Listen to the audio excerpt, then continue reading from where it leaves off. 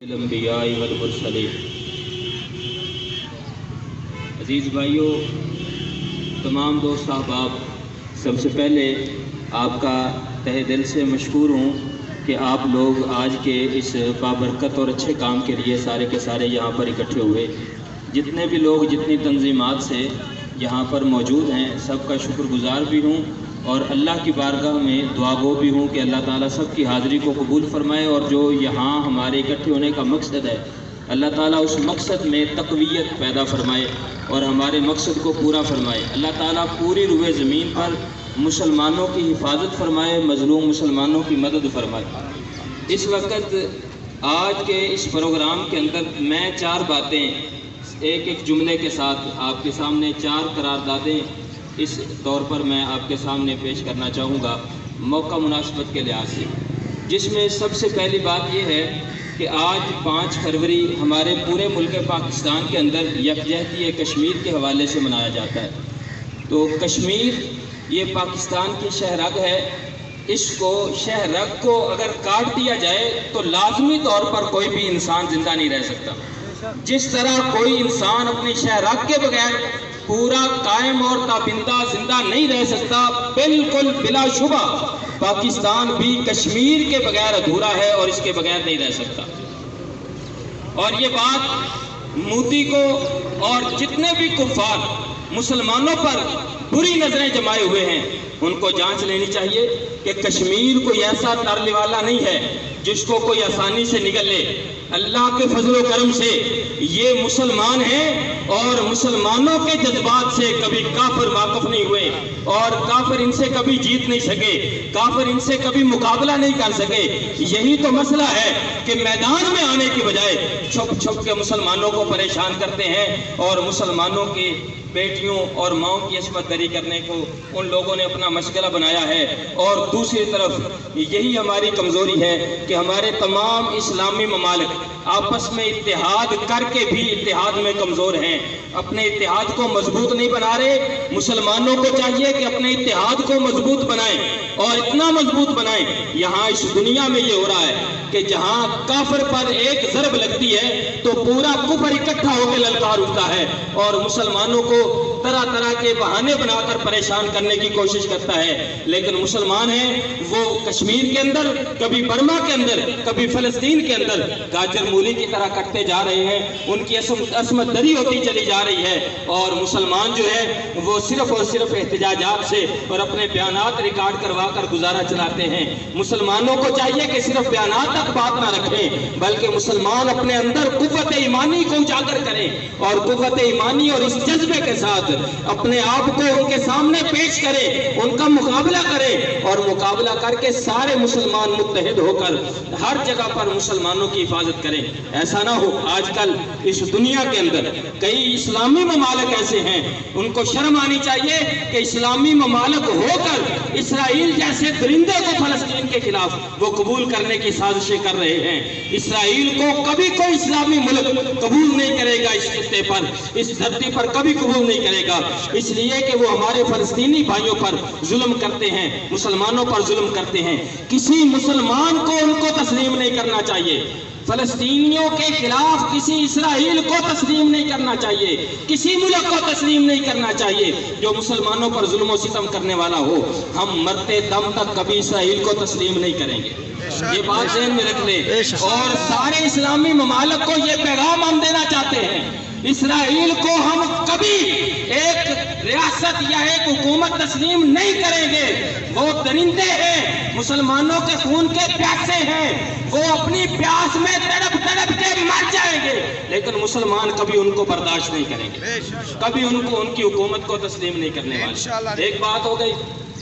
اور کشمیریوں کی حفاظت کے لیے اللہ کے فضل و کرم سے دنیا کے کونے کونے سے مسلمان نکلتے رہیں گے اور اپنے بھائیوں اور بہنوں کی حفاظت کرتے رہیں گے۔ آج 22 جمادی الثانی ہے، میں اپنے ملک کی حکومت پاکستان کو یہ بات یاد دلانا چاہتا ہوں، آج کے دن کے اعتبار سے اگرچہ قومی اسمبلی کے اندر قرارداد پاس ہو گئی اگرچہ قانون بن گیا کہ مقدس ہستیوں کے خلاف جو کوئی زبان کھولے گا اس کے خلاف قانون ایکشن میں آئے گا، اس کو پکڑا جائے گا، لیکن ابھی تک تمہارا قانون سست ہے۔ ابھی تک ہم دیکھ رہے ہیں صحابہ کرام علیہم رضوان کی خلاف شان کے خلاف لوگ زبان درازی کر رہے ہیں۔ زمین کے کسی خطے سے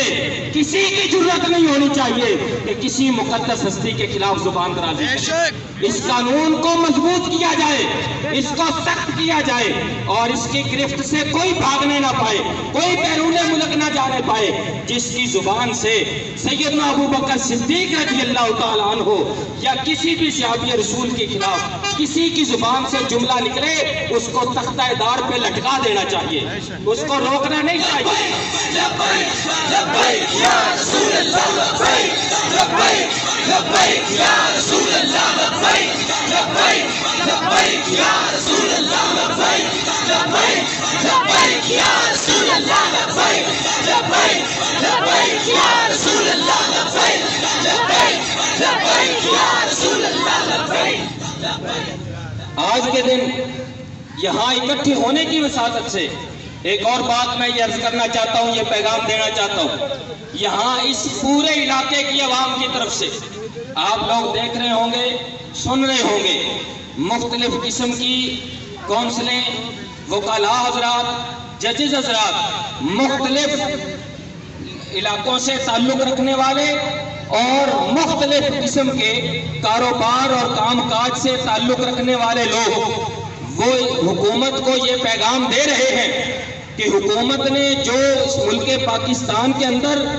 تحریک لبیک پاکستان کے ساتھ معاہدہ کیا ہے، پیارے آقا صلی اللہ علیہ وآلہ وسلم کی شان میں گستاخی ہونے کی وجہ سے جو فرانس کے سفیر کو نکالنے کا معاہدہ کیا ہے حکومت نے، حکومت کو ہم بھی یاد دلوا رہے ہیں، اس علاقے کی طرف سے، اس علاقہ کی غیور عوام کی طرف سے مختلف طبقات سے تعلق رکھنے والے لوگ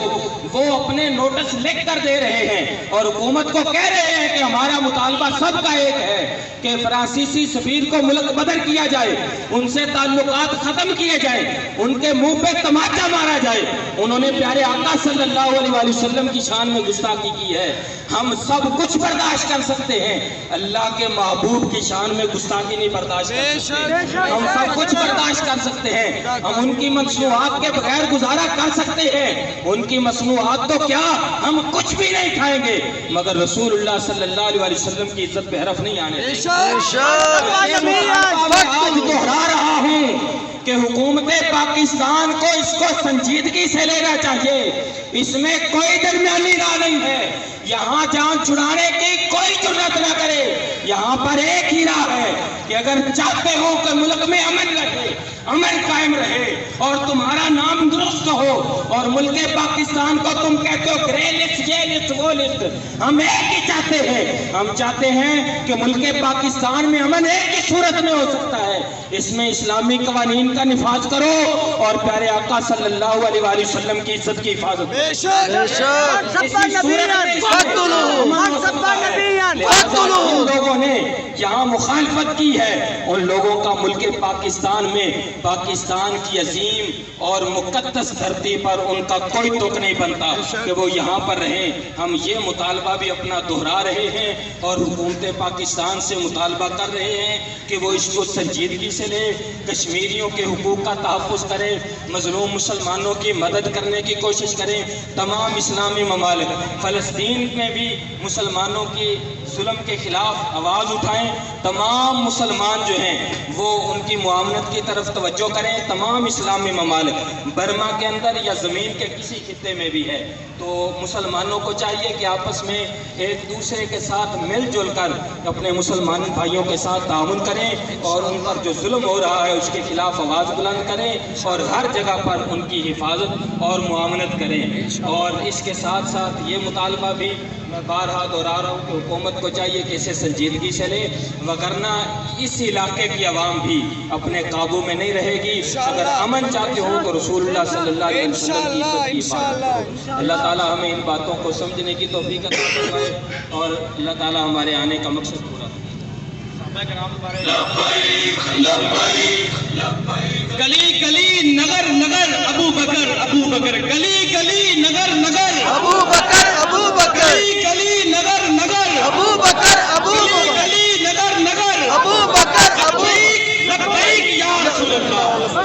نے نوازی جلال عشق و مستی بے نیازی کمال عشق و مستی شرف حیدر